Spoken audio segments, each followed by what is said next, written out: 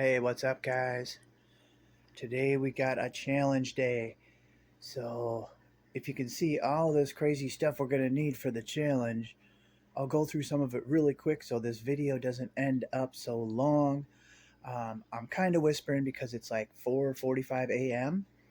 I got to get an early start on this project because this is a one-day challenge. So, we have one day to make this happen, and it'll be fun to see if it works or if it fails. So what we're going to be doing today is we're going to design and mold and cast and pour a fishing lure from scratch and go catch a huge fish. And we have to do it in one day. So we're going to make a rubber lure with the hook already in it. So it'll be like a finished single lure of some sort. We still got to design it, but we're gonna make a mold kind of like this style. I made these a while ago. This is like a pike or musky lure that I made called the Lunker Slug. It's pretty awesome, actually. So I kind of forgot some of the stuff, but luckily I had all this stuff that I need, so I didn't have to buy anything except I bought some hooks to pour in. We're gonna insert the hooks before we pour the Plastisol in.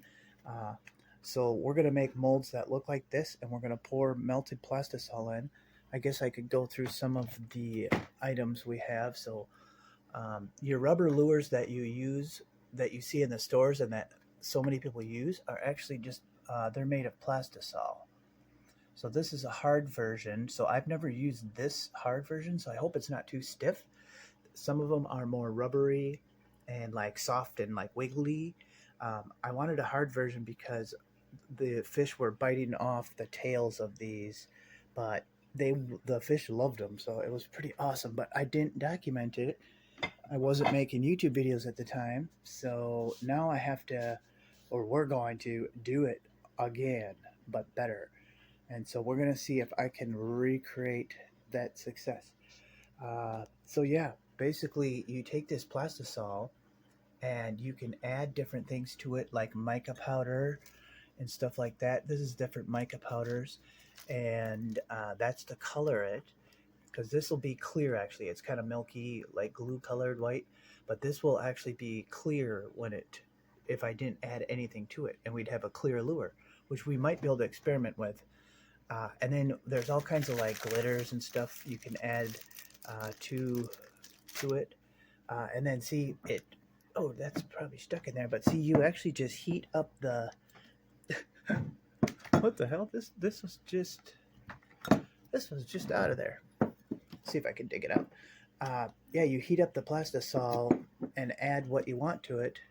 And look, this just popped out. This was an old leftover chunk. If it was in the sun, you'd be able to see how. Yeah, it looks like a fishing lure rubber.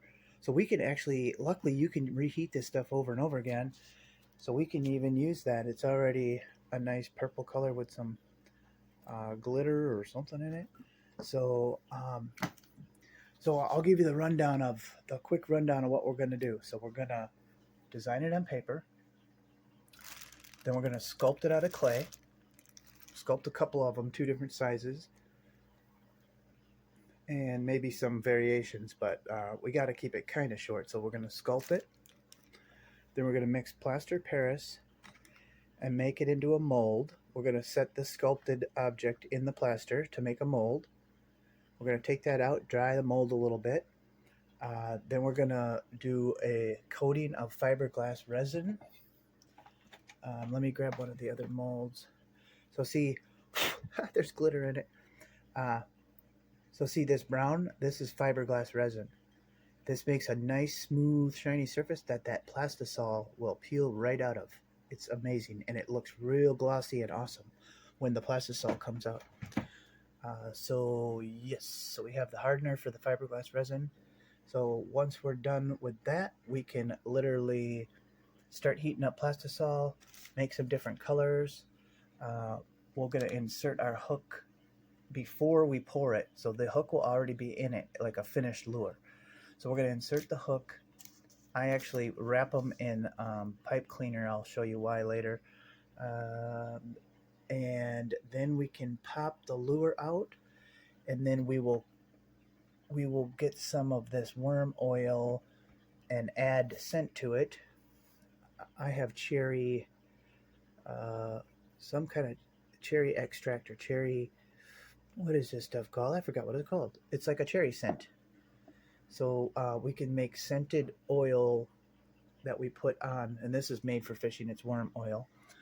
Um, so we can put that on our lure, and I think we'll be done. I mean, we have to test it, of course, but then we have to go catch fish, and that might be a challenge because it's a major cold front today. It's not like it's cold outside. I mean, it's probably in the 50s right now, but it's going to be like 60 something today. But 2 days ago, it was like 95. So it's like let's see, 65. Oh my gosh, it's over a 25-degree drop. But I don't know, with it being so hot, maybe a drop is good. Usually a cold front is a bad thing for fishing, but so we gotta go catch a fish no matter what. Otherwise, I'm not even gonna post this. But actually, yeah, I would anyway. Okay, we're gonna get started with the design process. So uh, we got to get going on this. So I'm gonna start drawing up the idea and do a sketch of it, and then we can get sculpting. All right, I'll get right back to you. I'll put you guys on the tripod. Okay, let's just jump right into it because we're running on a day, even though it's still 4:45, I think. Maybe it's 5 by now. Okay, so what I was thinking, I already came up with an idea.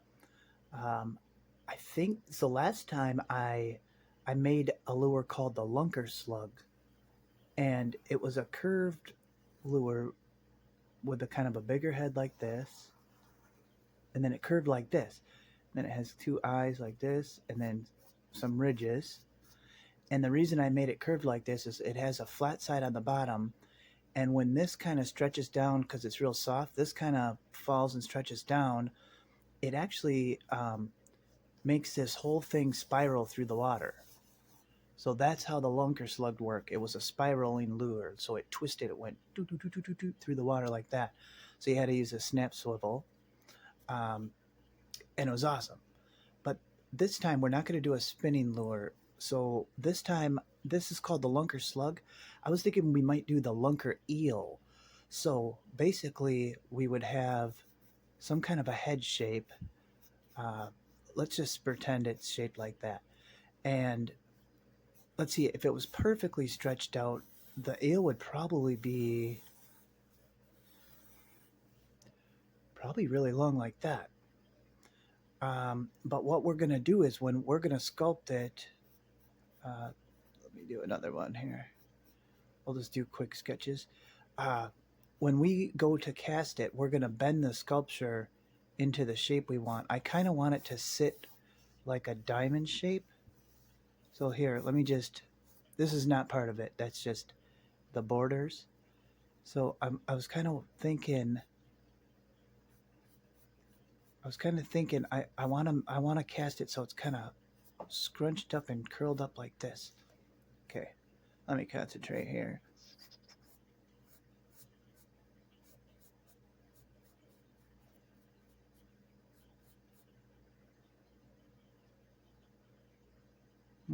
Okay.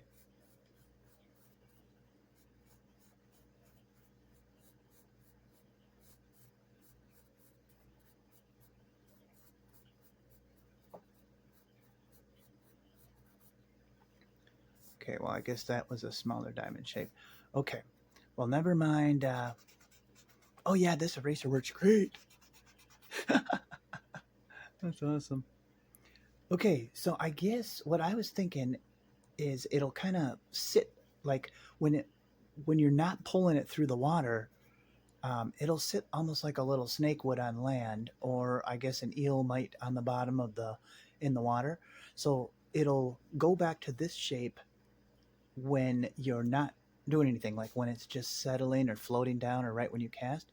But then when you pull on the line, uh, we hopefully we can make this like the right thickness and stuff. So this will all kind of stretch out, and it'll stretch out, and the the whole body will kind of be going broop and like wiggling through the water.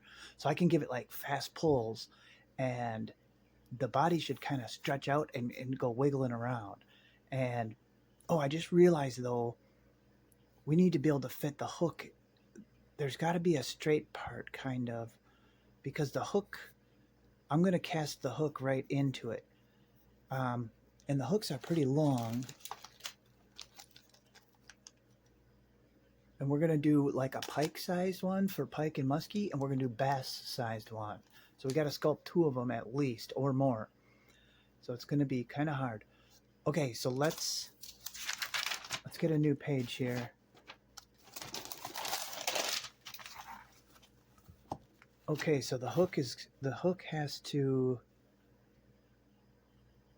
can the hook be on part of the curve? Like if we have the head, no, that won't work. Okay, so the head section is going to have to be kind of a little bit longer. So let's see why don't we have like should we have like a neck section? And then the body starts going out?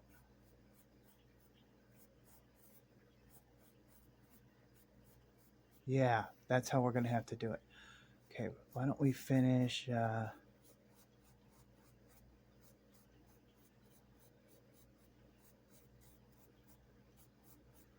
finish this up.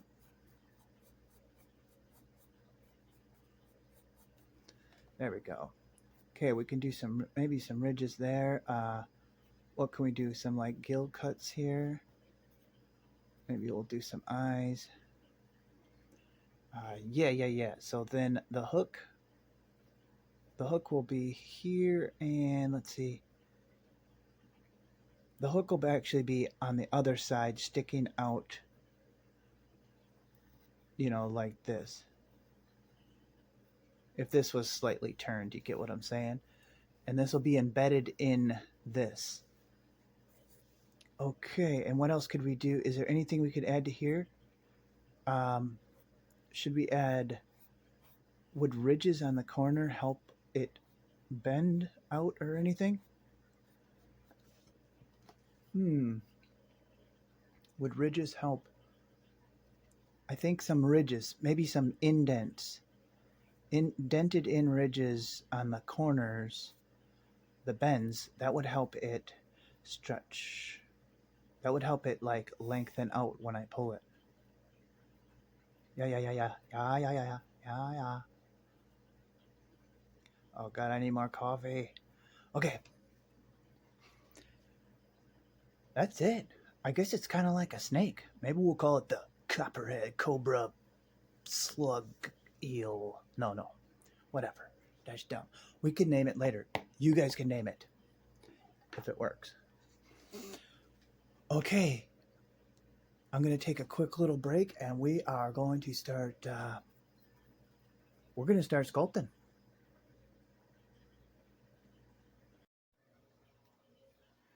All right, we're back, ready to start sculpting. So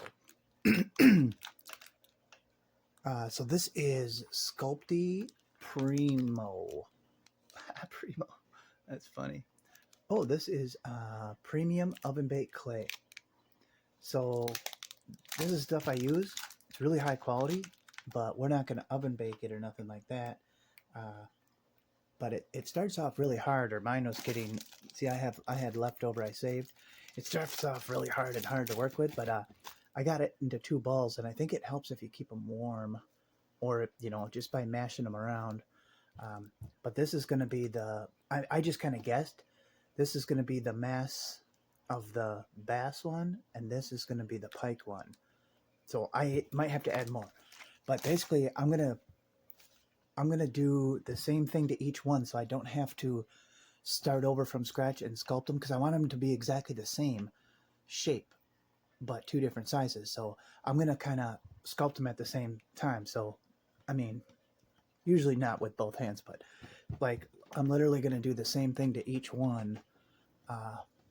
So the same thing, so they kind of stay the same shape. So I'm sure I'll be speeding almost all this up. So I'm going to just start sculpting, and I will get back to you.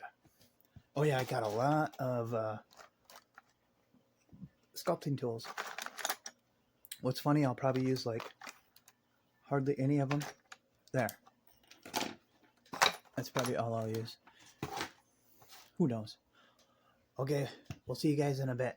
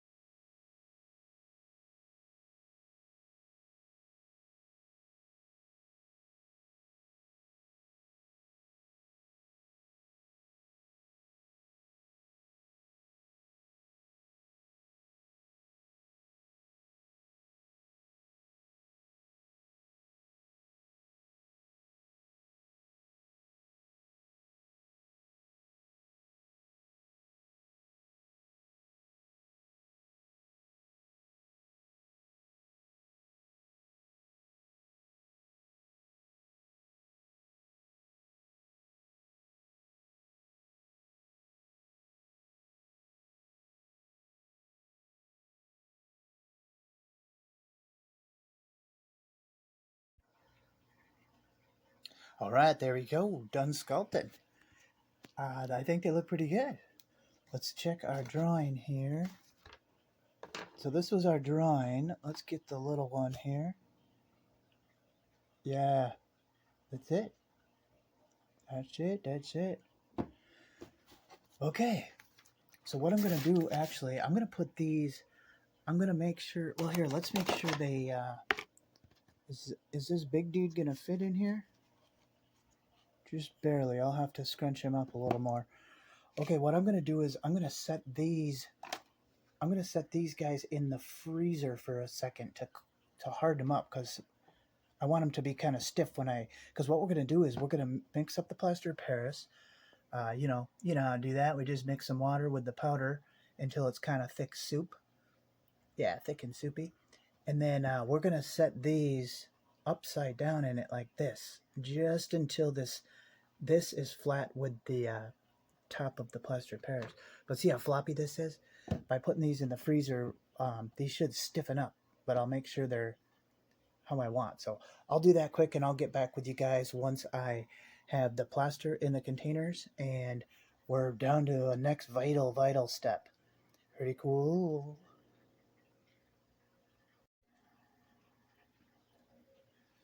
Okay, I got the plaster of Paris, but we might have a problem. It was stored out in my garage, and it's kind of lumpy and chunky, so um, I hope it works. Ooh, that's kind of thick also. Let me just go fast before it starts hardening.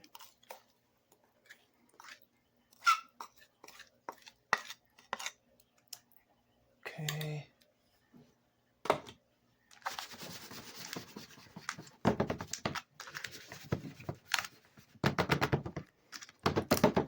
Ooh, I hope it works.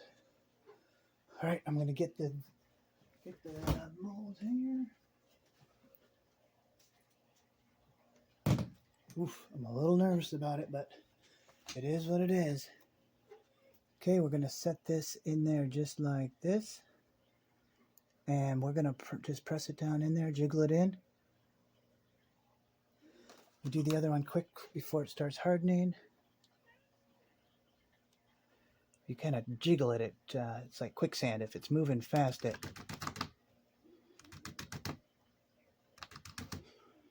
wants to go down in. We want them in there kind of deep. Okay, let's jiggle this one. Head's got to go down. Ooh, we might have done it. I think that looks all right. Head down a bit. Body down. Oof, I think we're going to be okay here. All right. Okay. Oh, gosh, I was so nervous about that. It looks better now. This is kind of what I want it to look like. Okay. Let's let that sit and chill, and we'll get back to you when it's hardened. Okay, quick update. I don't think this is hardening very good. It does not seem normal. It's taking longer than it should.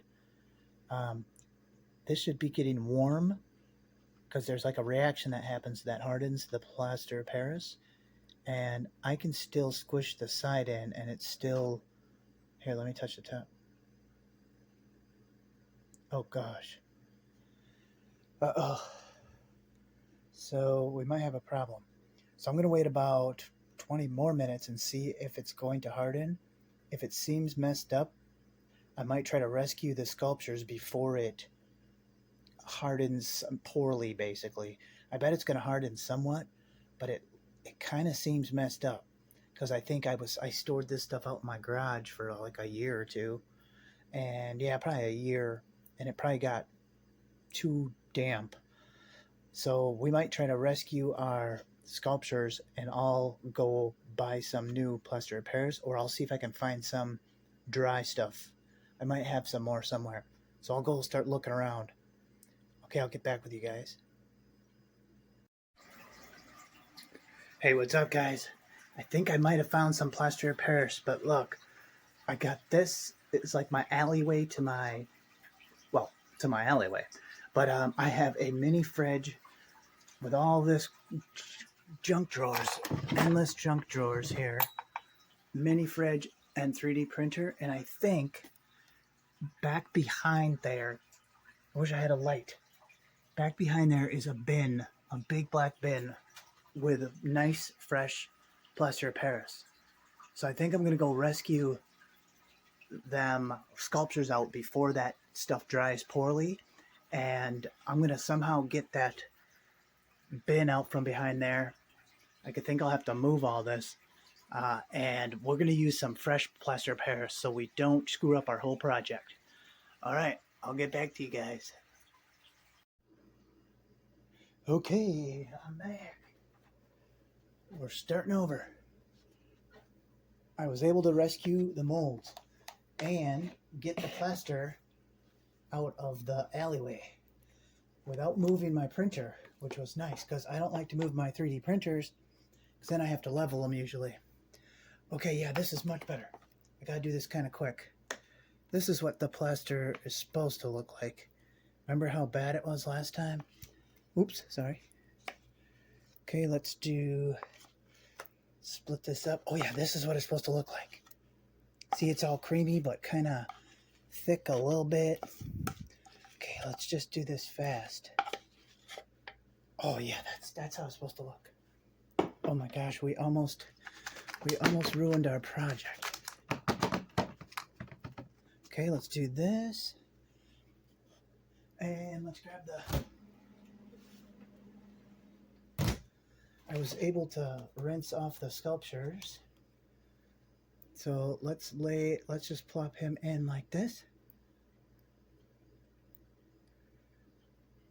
We'll let him settle, do the other one. Boop. Tap him in.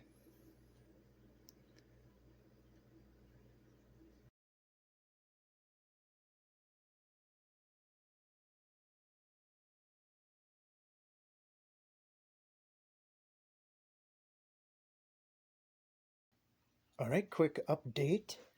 These are hardening really nice. They're getting really warm. So if I'm holding the bottom of it, it's feeling really warm. That means it's curing. So what I do is I kind of scratch it. Oh, holy cow. Just before I was setting up the camera, I could dig my fingernail into it, but now even it's starting to cure. So I'll wait about 15 or 20 minutes, and then we'll start trying to take this clay out of the mold, and we'll be ready for the next step. Okay, it's been about another 15 minutes, and this is pretty hard. So, and we can't waste too much more time. So what I'm going to start doing, hopefully this is not too warm still, like pliable. But what I'm going to do is start scooping the clay out of here, especially like out of the middles like this. And then I think I'll be able to pull the clay out. It's going to be kind of hard, but maybe I can give you an example here. Let's see if I can get this out. Oh yeah.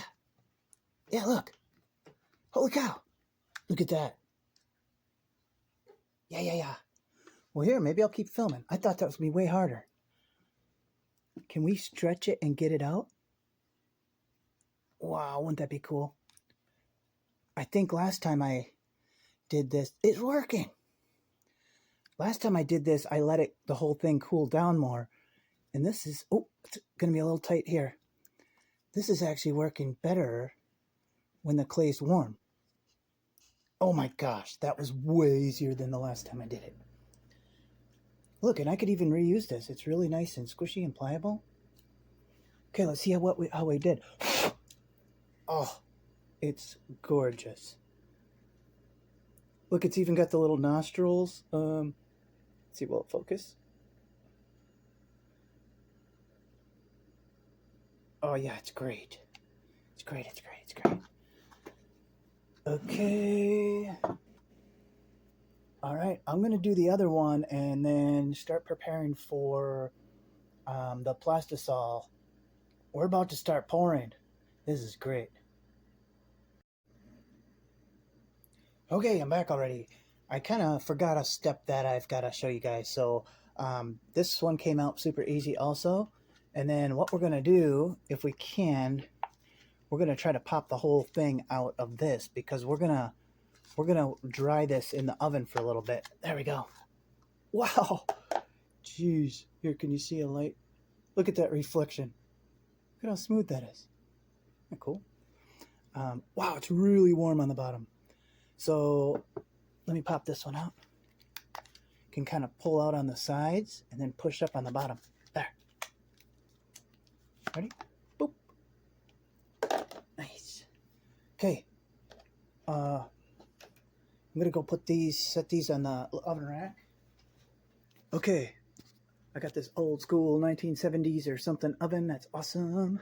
It has a dehydrate mode, but what I'm gonna do is just leave the door ajar. Think it'll still work. And let's just do like, I don't know, 250. Okay, and this will help dehydrate them better. So I'm going to leave that open like that, and it's convection, so it's airflow, right? Yes, convection. Oven has airflow like that. So this is going to speed up our process because we have to we got to get them a little drier before we can put the fiberglass coating on, and then we can start pouring. So one step at a time. We'll get back to you. All right, I waited about 30 minutes of them being in that oven, and I impatiently took them out, and now I'm blowing a big fan on them because we need them to dry. We got to get going on this project. All right, I waited as long as I could, but it's definitely not dry. I can still feel dampness, but I think it'll be fine. So let's mix up the fiberglass resin. So let's see, let's do maybe an ounce, 28 grams.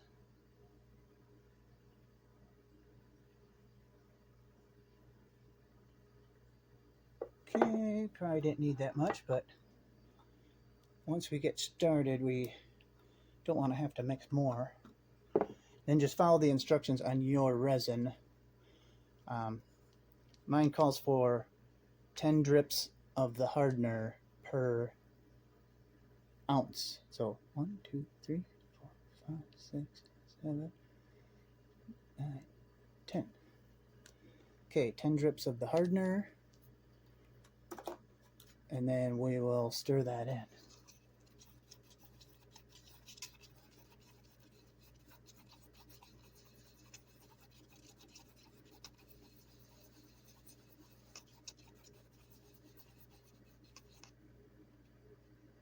Okay, there's a couple little chunks in there that I don't want in there, but let's get them out.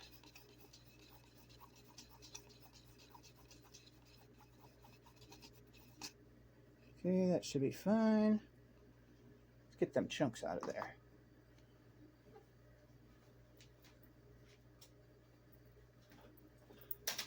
Okay, now we're gonna just start gooing some of this in here. We just got to make sure to get all the surfaces somehow. So just kind of go like this. Oof. Uh-oh, I might need a littler brush. Okay. Okay. I might have to grab a littler brush quick to be able to fit down into the tail here. Okay, I'll get back to you when I'm done fiberglassing.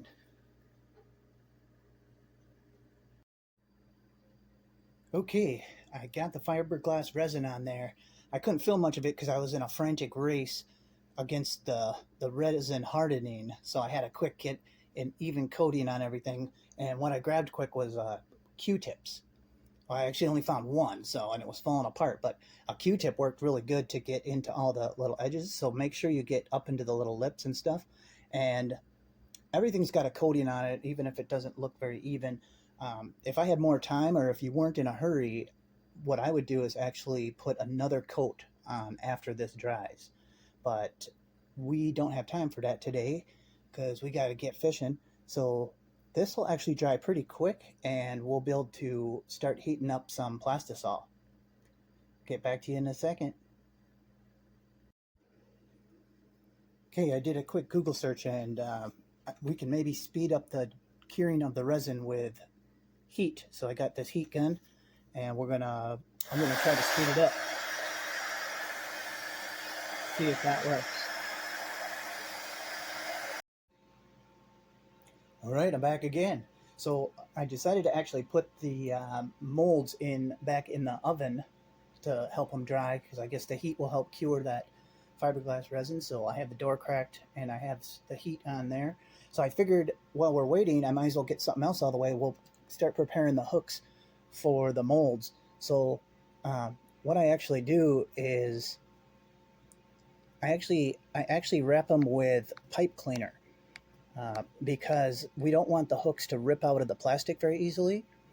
The pipe cleaner texture and whatnot will, the Plastisol rubber will soak into this, and the hook will be way more sturdy inside of the lure, so it won't pull out of there. And the reason I'm using red is if we make some kind of transparent partially transparent lures, once we start casting them, it'll kind of look like the little guts or something inside of an animal. So if we made kind of a transparent one, it'll kind of look like the little intestinal tract or guts of an animal. And sometimes red triggers strikes from like pike and muskie and stuff like that. So I'm going to get most of the hooks ready like this, and that'll give me something to do while I'm waiting for that resin to dry.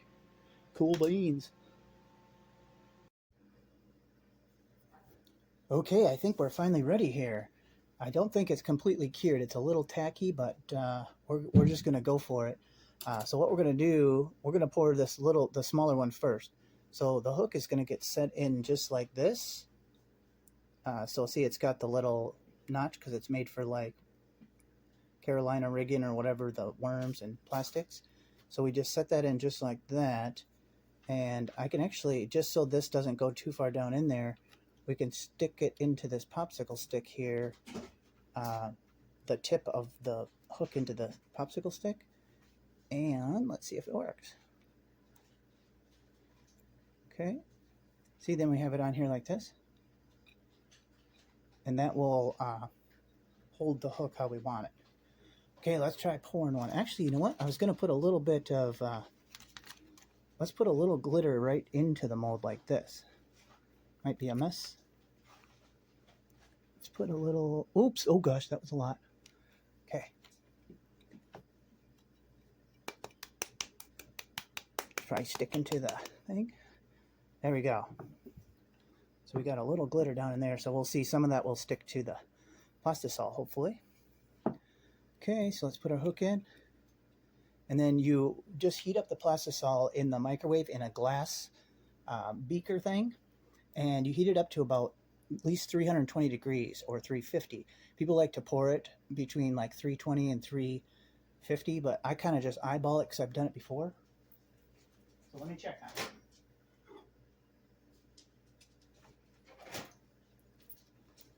Okay, I'm just going to go for it. I might make a little bit of a mess here. Oops, I already hit that.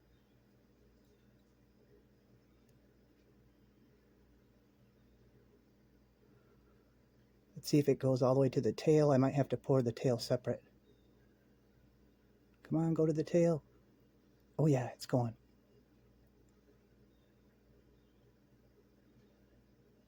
All right, it's going to the tail.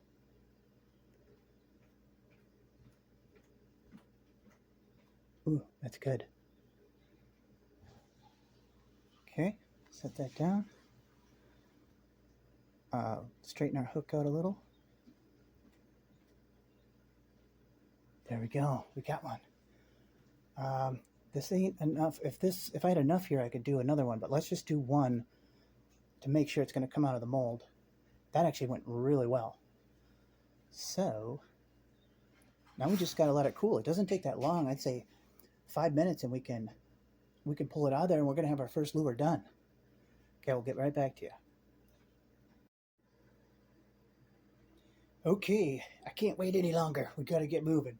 So I only waited about 5 minutes. I put it in the freezer actually for like 2 minutes, but I realized I don't want to cool this whole block down, or when I pour the next one, it might start hardening too fast. So I thought that was a bad idea. But I can feel that it's going to be pretty soft, so we're going to try not to tear it. So one thing I noticed, we kind of screwed this up a little. We did. See, the popsicle stick was touching the Plastisol here. So see, it's stuck. So what I did was I went out into my garage and I sanded a little notch in the stick for the next one. So see, the notch will stick above. So the next one won't have this ugly line in it. There, see? We got an ugly line. That's okay. The fish won't care. Okay, I'm going to start from the tail because look, I already noticed I could grab the tail. And look, it's coming out. Oh, look. Yes. Okay, careful because this is really soft and warm still. So, oh, this corner's a little hard. Don't tear it. Make sure I'm not tearing it. No. And this is the medium firmness of the Plastisol. So if this is too soft, that big gallon I have is it's harder. So we just wanted to use up this. Okay, I'm trying to peel it. It's sticking a little. Just finesse. Oh yeah, look, we're getting a tail. Oh, look, we're picking up some of the glitter. Okay, let's keep it going. Look it. It's coming up. This part might be still kind of warm. I'll get it to separate from the sides by pushing it in. And let's see if we can pop this thing out. Wow, we're almost there. We're giving birth to a lure. Oh my gosh, we did it. Wow. Wow, there it is. Look. Wow. Awesome. Oh yeah. Yes. See how the glitter stuck to it? So we have a nice little detail. This is pretty, let's see, it might firm up, but this is pretty soft. So see how it's kind of hanging down? I guess in the water it would still scrunch up, but this, I'm going to actually, now I can put it in the freezer and I'll let it firm up. I'll kind of wrap it like this and let it firm up in the freezer. And the next time we're going to be using the harder stuff, so I think it'll hold its shape a little better. Oh, this is so cool. Look at that. Oh, I named it, so far, I named it the Dragon Eel. Because see, it's kind of got a dragon head. Dragon Eel. Isn't that cool? See, it's got kind of that cool flat. Oof, that's going to probably have some pretty cool action in the water. And that's the bass one. That's actually pretty big. Whoops. We'll have to catch a big bass. Okay, I'm going to put this one in the freezer. And I'm going to show you one more. We're going to do one of the big ones, maybe a black. And I got some red glitter in there. And no, actually not black. I want to make one for pike. And I'll show you how to color the Plastisol. So you use mica powder. So I have this red mica powder. So we're going to mix some of that up. And I'll show you how we do that. So I guess I shouldn't have used red glitter. Whatever. I want to use this color for the pike one because pike like this color. So I'll get back with you. Okay, I heated up the Plastisol partially until it started turning clear. And then now we're going to add some color. Ooh. You're in a ventilated area. It kind of smells weird. Okay, let's add some color. Big old scoop of that. And how about, why not? How about some glitter? Oh, Joe, go. Oh, whoops. Whoops. Okay, let's stir it in and see if it takes the color. It is absolutely taking the color. Ooh, I like this. Oh, wow. Oh, wow. Oh, God, it stinks. Maybe wear a mask, I don't know. I don't think it's toxic or nothing, but... Oh, wow, look at this. I'm glad I accidentally poured a lot of glitter in there. It looks awesome. It's a little transparent. That's good. Actually, I don't mind that. I could add more. Okay, so I'm going to put this back in the nuke and get it up to temperature, and then we'll pour our next one. Okay, I'm just going to go for it. Here we go.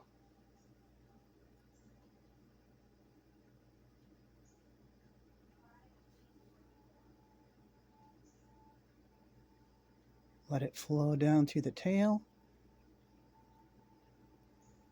If I have to, I will. Ooh, I think it's going to be okay. Flow. Yeah, I think it'll be all right. Okay, let's start the other one.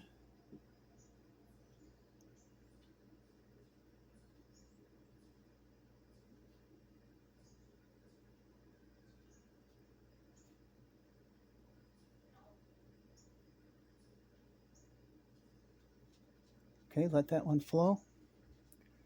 Actually, this one filled up pretty good. Should we add a little more?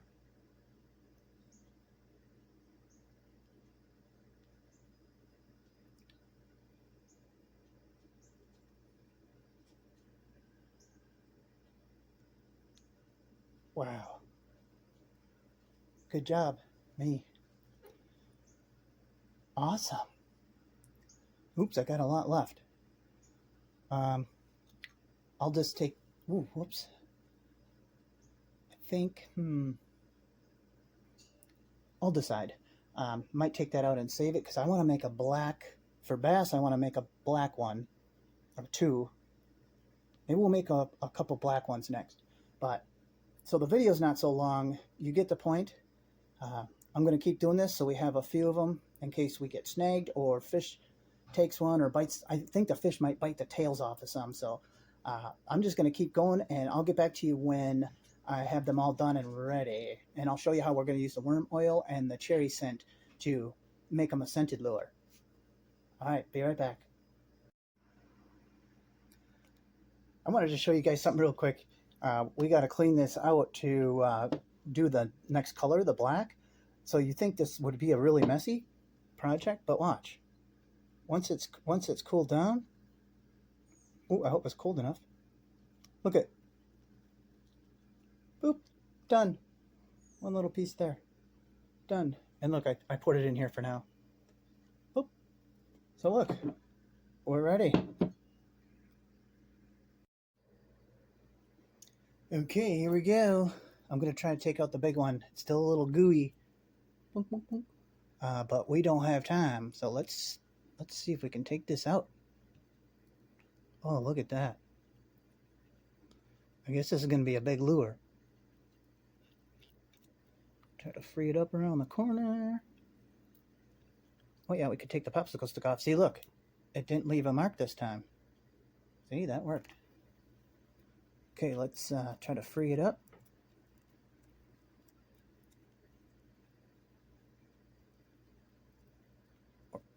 Come on, baby. Here it comes. There we go. Oh, yeah. Wow. Look at that thing. Oh, God, it's kind of huge. It's like a musky lure. Whoops. I think we made some of these too big. Oh, God, that's big. Wow, it's really cool, though. Okay, let me put this one in the freezer and get the other one out.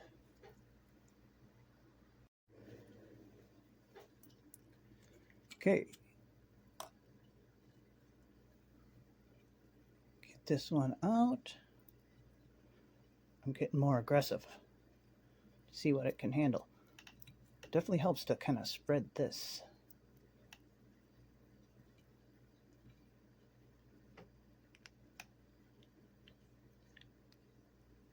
This might have to be our pike-sized one.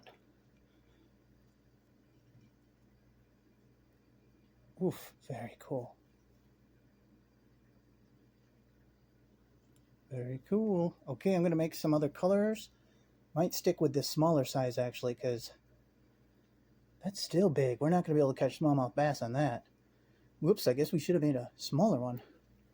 Too late now. Okay, I'm going to make some and get ready to go fishing.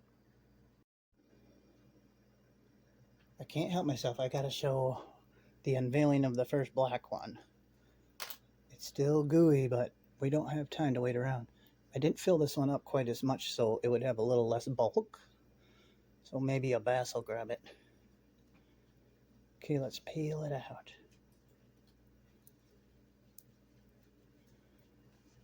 Get my other hands in here.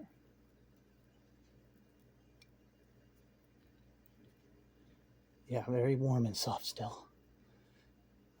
We have no time though.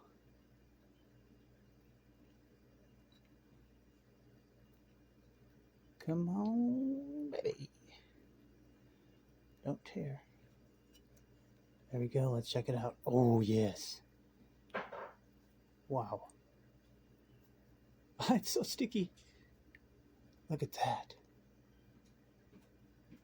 How cool is that? Wow. Yeah, that's kind of big for bass, but I guess we're going to have to catch a pike. Oh, that's not going to be easy. Wow, that's awesome. I'm going to make another one of them, or two.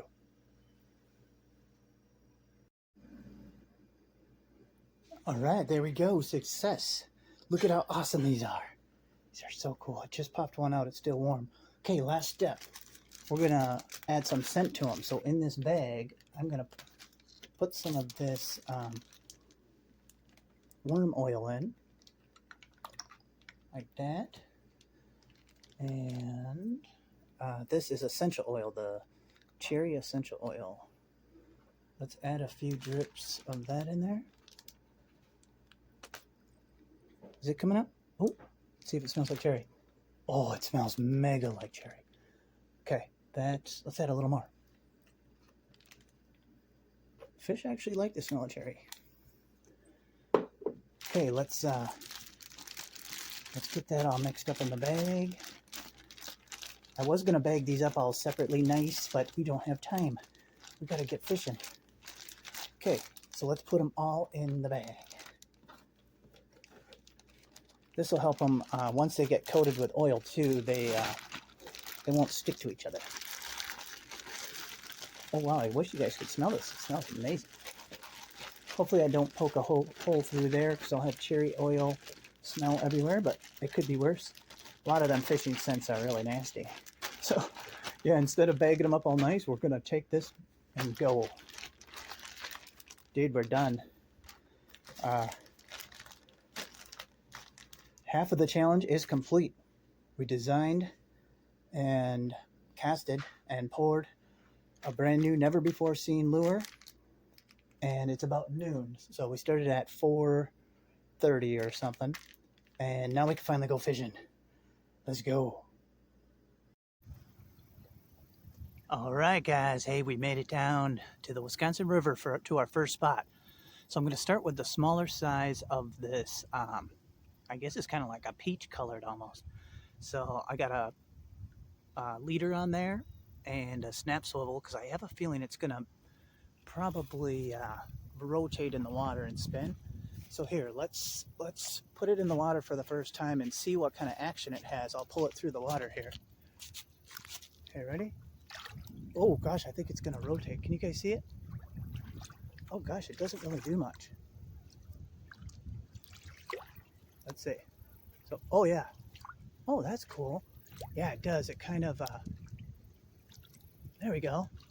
So if I give it sharp tugs, it's gonna spin and rotate.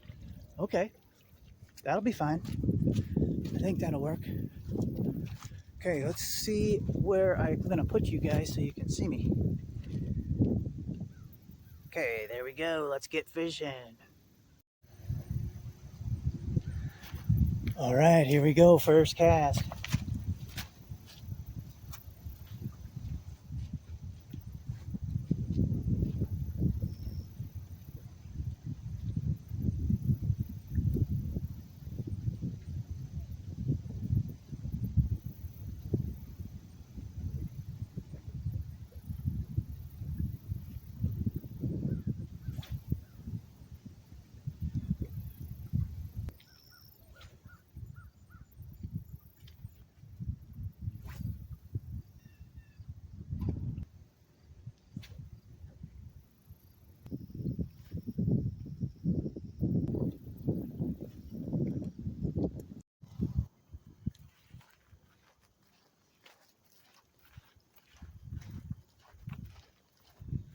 I've actually never seen the river this low before. This is really low.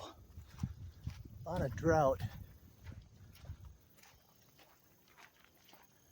So far, I've not had anything touch this, but we're never giving up. We got till midnight. We'll get back with you guys. All right, we're down shore a bit. Sorry about the wind noise, but I guess it won't matter until I catch a fish because I'll be cutting most of it out. I'll just keep recording.